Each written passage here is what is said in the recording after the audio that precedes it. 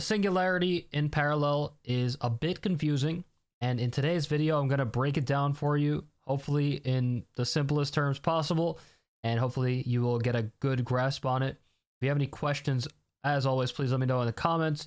But yeah, just going to go into this game right here against the AI. And what's cool about playing against the AI in Parallel is you can actually choose which deck for each side, and you could even say who goes first, which is pretty sick. All right, so as you can see right here, I have a Singularity button right on top of my waist at the bottom right of the screen. I could click on that, I can see what's in my Singularity. And you can think of the Singularity as kind of like your banish zone, essentially. And you can see that my opponent actually doesn't have a Singularity. So if there were to go, if my opponent was to play a card that would put a card into their Singularity, it just would go away from the game forever. Because there's just no zone for it to go into. But for me, since I have the Singularity, since I am a Shroud Paragon, that means we have the Singularity space. And that means that if I play a card like Life Siphon, that deals 2 damage to a unit, and if it destroys it, it banishes it instead. Watch what happens right here. I play it on this card right here, and it will destroy it, which means it will banish it. So the card will go into my Singularity zone. Of course, the waist has my Life Siphon in it, and in my Singularity, I now have this Reliant Gamma. Now, if I were to use Life Siphon on this token right here, it would actually not go into the Singularity because it is a token. Tokens do not go into the Singularity currently. There may be a change in the future that allows them to go into it, but for now, they do not go in there. And I could even show you right here. So let's play Dominion, which same kind of thing. If it kills it, it goes into the Singularity. So this gets destroyed, and it just doesn't, it just fizzles out. And that's it. Now you might be thinking, why would you even want to put cards in your Singularity? How does it really help you in the future? It does not in certain decks, like Neve, doesn't really help you too much, but there are cards that will bring cards back from Singularity, from the Singularity zone, and I will show you in just a second. All right, so if you do not know how Brand operates, let's read him real quick. So let's start with the passive ability at the bottom here. Start the game with a 4/4 Corrupted Vision in your Singularity. When a friendly unit destroys an enemy unit in combat, give units in your Singularity +1/+0. So we're going to start with a Corrupted Vision in here right now.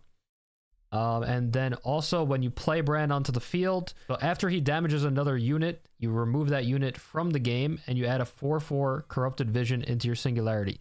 So removing from the game is different than Singularity because it does not specify Singularity there. But you'll get another 4/4 each time he hits and removes a unit from the game. And then when Brand actually dies, when he gets destroyed, then you return all Corrupted Visions, all these 4/4s that are maybe buffed up from your Singularity to the field under your control. So Brand is all about building up these Corrupted Visions in the Singularity, and also just getting other cards in there too, because you have payoff cards, just like Unseen Allies, this card in the hand right here, which it's reduced right now because I have this on the board. It makes it cost 1 less, but it usually costs 4 energy. And until the end of your next turn, you can play cards out of your Singularity as though they were in your hand.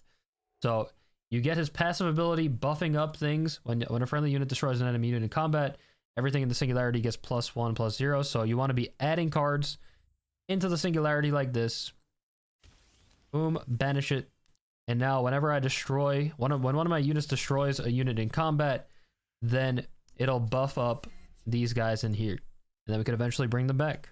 Playing this card will also let us get out this 0 cost for free, which is pretty nice. So I'll show you that right now going into the next turn. All right, so we're going to hit into the Shield Pod. And that does not count as a unit for the buff, unfortunately. Let's play this card right here. And now our Singularity has this play button over it. If you hover over it, now it says play. Now we can press on it, and we can just play something from that as if it was in our hand right there. We can play this if we have the energy, but we do not. So that is it for that, and we just pass. That's pretty strong. So I will make sure to do this in a great order to show you guys. So watch this unfold right here. So we're gonna bank a card to get an extra energy. We could do it like this. So I banish Reliant Gamma, right? So now he is in the Singularity. He costs 1 energy. We have the 2 units in there. Okay, so let's go like this. We can banish the Subjugate as well. You test for science how it works with tokens here. Yep, so you see Brand activate right there. So now all these cards in the Singularity are now buffed up by 1 attack because I destroyed a unit in combat. So now we will destroy another unit right here. And now that we've buffed up our units in the bank, in the Singularity, sorry, we will just play them out as a 4-2 and a 4-1.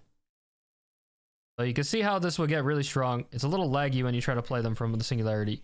But yeah, you can see how it could get really powerful, especially when you start building up more of these corrupted visions when you have Brand on the board. And the last thing I'll show you is when Brand is on the board, but it's really strong to put units in your Singularity and then take them out. But also, it's really good to put them in there because you take them away from your opponent's waste. Because instead of the unit getting destroyed and going into the waste, now he only has 2 things in here because I put them into my Singularity. So Cathari does have a card called Triumph of Europa that will bring cards back from the waste, and just banishing everything from them will make it so they just can't get them back like that. It's very strong in that regard too. We're gonna play the Paragon on the board, and I'll just chill for now just to show you guys the power of Brand. All right, so as you can see in my Singularity, I only have this 5-3 Subjugate, and now I will attack with Brand into this 4-1. He will remove the 4-1 from the game, so it's not in the Singularity. It's not in the Singularity or the waste. And I will also get a 4-4 because Brand did that to a unit. And now I will just pass, and I'll show you when Brand dies that he will get back all the 4-4s in there, including the 1. So if I hit into this 3-3, he will actually put the 4-4 in there and then get them out, get out another one as well. Like he'll get 2 instead of the 1. All right, so we have got the 1-4-4 in there right now. We're gonna attack into this 4-5, and it will get destroyed because Brand is dealing damage to it. He destroys everything he touches. So we're gonna add that 4-4 in there, and then we're gonna summon both 4-4s just like that. Really strong stuff. All right, so we're gonna go into one last game here. I'm gonna show you the other Paragon for Shroud, New Dawn, and he utilizes the Singularity the most out of all 3. So if you don't know how New Dawn works, I'll just go over it real quick. His passive ability is the first time a card leaves your Singularity each turn, he deals 1 damage to a random enemy and reveals a random enemy bank card. And then if all enemy bank cards are revealed, the enemy plays with the top card of their deck revealed. Second part doesn't really come up too often, but the first part does for sure. And when you play New Dawn out, it's a 3-cost 0/6 vehicle that cannot be targeted by effects. So it's pretty hard to kill. It's decently hard to kill, but you usually want to use the effect right away, which is to spend 1 energy to banish the unit. And then at the start of your next turn, you return the unit to the field and you put a card from your Singularity into your hand, which thus activates the passive ability and deals 1 damage to the enemy, to a random enemy, and reveals a random bank card. So I will show you that. It's a little confusing at first, but once you see it, it makes it a lot easier. And when you do banish the ship, it goes into the Singularity. You don't usually do this, but I will just play the 0/6. I'll play the Paragon onto the board, and I will just leave him there because I don't have the energy. I could use the coin here to get the energy, but I'm going to show you guys a niche interaction with New Dawn especially, but with the Singularity as well. All right, so here's what we're going to do. We have this card in our hand right here, Honored Steward, which the muster, or when you play it, you banish the target enemy non-Paragon unit until this leaves the field. So here's what we're going to do. I'm going to show you something cool that you could do with a New Dawn especially. So I will take this guy and I'm going to banish the Saboteur. All right. So now it goes into my Singularity zone. And when this guy leaves the field, whether it's banished or destroyed, this unit will come back onto my opponent's side of the field. So I'm going to spend my extra coin here, my take it or leave it, to spend 1 energy and banish away the New Dawn. All right, so now New Dawn is in there. And at the start of my next turn, New Dawn will come back onto the board. It'll deal 1 damage to a random enemy target. And then I will get to choose a card from my Singularity to add to my hand. So a spicy little trick that you could do with this card right here is that before it dies, before it gets removed from the field, at the start of my turn with this New Dawn, I will actually take the Saboteur back to my hand so that when this does die, nothing will come back. So watch this little play here. All right, so my turn is going to start, and it starts off by the New Dawn coming back onto the board. Since a card was removed from the Singularity, on my turn, it deals 1 damage, or just in general, it deals 1 damage. Now I get to choose this card in my Singularity. Goes to my hand, and then I draw for my turn as normal. Now I can banish this away for 1 energy. You can keep banishing it away. It keeps coming back, and you keep getting the units out of this, or whatever card out of the Singularity at the start of your turn. And now I will just show that if I was to hit this guy in here and he dies, my opponent does not get the Saboteur back because the Saboteur is in my hand. Cool little thing you can do with that. You can also play the card No Snitching to remove the effects. So you could play the Honored Steward on the board, banish the target enemy unit, and then you could silence your own guy so that when it does leave the field, they don't get the unit back that way either.